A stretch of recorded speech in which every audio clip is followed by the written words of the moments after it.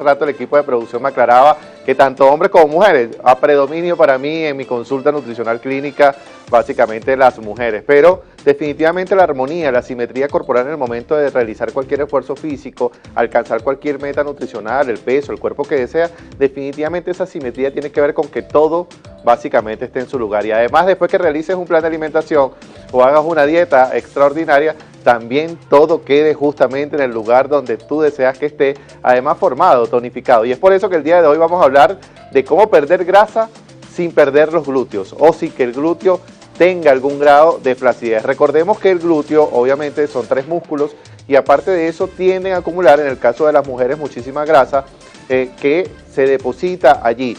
Tiene que ver con tonificación, tiene que ver con estructura, tiene que ver con volumen, también tiene que ver con el plan de alimentación que realizas. Recordemos que por ser un músculo necesita de un sustrato energético. El no usar ese sustrato energético va a permitir la flacidez del músculo más allá de los depósitos de grasa. Pero cuando hacemos ejercicio o cuando hacemos dietas muy estrictas o muy severas, tendemos a perder toda la grasa corporal y entre ellos, por supuesto, el volumen que tenemos, el volumen gluteal. De hecho, en cirugía plástica se redefinen algunas veces porque es la preocupación de muchísimas féminas en el largo contexto, aunque repito también, como decía mi equipo de producción, es preocupación para algunos caballeros. Algunas cosas, algunos mitos importantes que quiero aclarar el día de hoy de qué hacer y qué no hacer. Básicamente, cuando haces solamente cardio, necesariamente debes hacer cardio como opcional, pero priorizar el entrenamiento de fuerza. ¿Qué tiene que ver esto? Tiene que ver con que definitivamente el cardio permite la reabsorción de grasa, la oxidación de grasa y permite perder mucho volumen de grasa corporal, pero no es tu única opción. Repito, al ser el glúteo un músculo, el músculo debe permitirte obviamente crecer, tonificarse, moldearse y la única manera de hacerlo es con ejercicios básicamente de tonificación de estructura muscular. Entonces no priorices el cardio por encima del músculo porque definitivamente hacer las dos cosas siempre va a ser importante porque pierdes obviamente el volumen de grasa, pero permites que el músculo se expanda o el músculo crezca y obviamente aparezca para poderlo tonificar con los ejercicios de entrenamiento de fuerza. La otra alternativa es cuando normalmente tratas de dar prioridad en algunos de los casos solamente a quizás trabajar el tren inferior. Lo vamos a ver en la siguiente lámina más adelante. Tiene que ver con esto. Si yo entreno el tren inferior solamente una vez a la semana, es un error. El estímulo del músculo es lo que permite que el músculo se tonifique. Básicamente va a crecer en volumen cuando tenga un reposo de alrededor de 24 horas entre pauta y pauta, es decir, entre ejercicio o entrenamiento y entrenamiento. Pero, como en este caso necesitamos es perder la grasa corporal y tonificar el volumen muscular, tienes que entrenarlo por lo menos 2 o 3 veces a la semana, dándole prioridad a ese tren inferior para que, por supuesto, el músculo gane algo de tono, gane algo de resistencia y pueda formarse por encima de la grasa. Recordemos que nuestra composición corporal, y voy a detenerme acá un momento, nosotros tenemos hueso, músculo y grasa. Cuando yo pierdo el volumen de grasa, el músculo tiende a aparecer porque obviamente es una respuesta fisiológica. El músculo es 70% agua. Al hidratarse y al tener más espacio, va a aparecer muchísimas veces cuando montamos al paciente a la balanza, cree que tiene más volumen muscular y no es cierto, es que el músculo tiende a aparecer porque la grasa obviamente disminuye. Para eso tienes que tonificarlo, tienes que marcarlo y el marcarlo tiene que ver con trabajarlo 3 veces a la semana y no hacerlo como comúnmente se hace una sola vez a la semana. Entonces se trata, por supuesto, de avanzar en este tema. Cuando eliges, ¿qué es un error? Y es un error súper común, elegir ejercicios que realizas solamente quizás cosas muy leves, que sí, obviamente ejercicios de movilidad, de resistencia con algunas bandas, eso no te va a ayudar.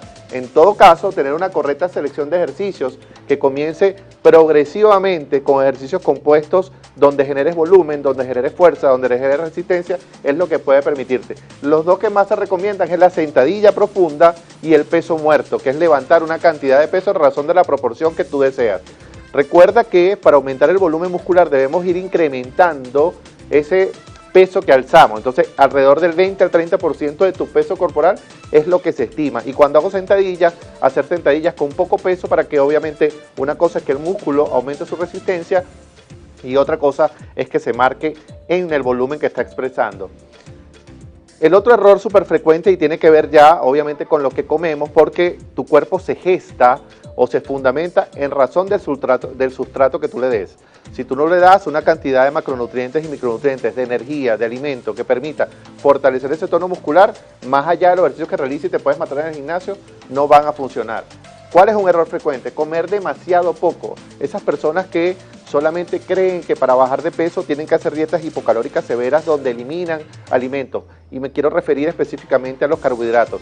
El músculo está hecho, y se los dije hace un momento, de 70% de agua, pero también de 65-80% de glucógeno, que es un azúcar. El eliminar los carbohidratos va a hacer que haya flacidez muscular porque es una respuesta fisiológica. No tengo sustrato energético para yo poder mantener mi musculatura. Eso va a significar que voy a perder el volumen muscular. Entonces, hacer dietas muy estrictas o hipocalóricas severas donde no consuma, donde sean desequilibradas, me va a traer como consecuencia que yo pierda ese tono muscular. ¿Qué es lo que debo hacer? Tener una adecuada distribución de macronutrientes siempre y cuando permita el déficit calórico leve. ¿Por qué el déficit calórico leve? Porque ya les hemos dicho en otras oportunidades que el déficit calórico es cuando quemo más calorías de las que consumo para permitir la oxidación de grasa, que puede estar entre un 30 hasta inclusive un 100%. Cuando hablo de leve es que debe estar entre un 20 y un 30%, es decir, un déficit calórico muy pequeñito. Si me como 1500 calorías, entonces debo quemar solamente 500 porque estoy restableciendo la musculatura. Pero es un tema más de sincronía. Ahora, lo importante es que comamos lo más balanceado posible.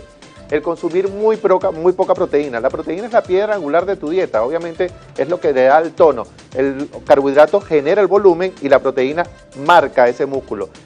Una cosa son los ladrillos y otra cosa básicamente es el pegamento, para decirlo de una manera coloquial. Entonces, ¿qué es importante? Darle la prioridad a la proteína. La proteína es esencial para mantener el volumen muscular y también para crearlo, obviamente, o permitir el déficit calórico.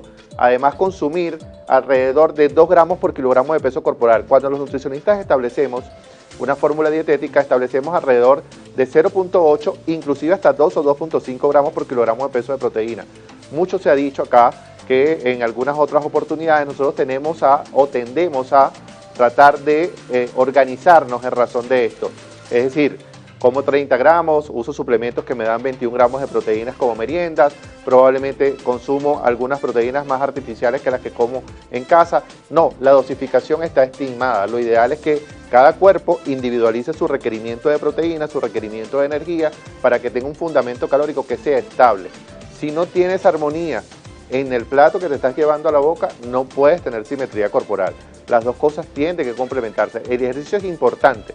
Eso de que 20-30% ejercito, 60-70% como, es súper fundamental. Y lo ideal es que obviamente ese equilibrio seas tú quien lo consiga para alcanzar el cuerpo que deseas y, como hemos dicho el día de hoy, puedas perder grasa para que marques tu cuerpo, pero no te permita perder obviamente los glúteos, para que en el caso de las mujeres y también algunos de los caballeros, como bien me corrigieron antes de comenzar la pauta, obviamente te permita tener un cuerpo que deseas. Recuerda que puedes seguirme a través de mis redes sociales, @Domingo Porras en Instagram y Twitter, @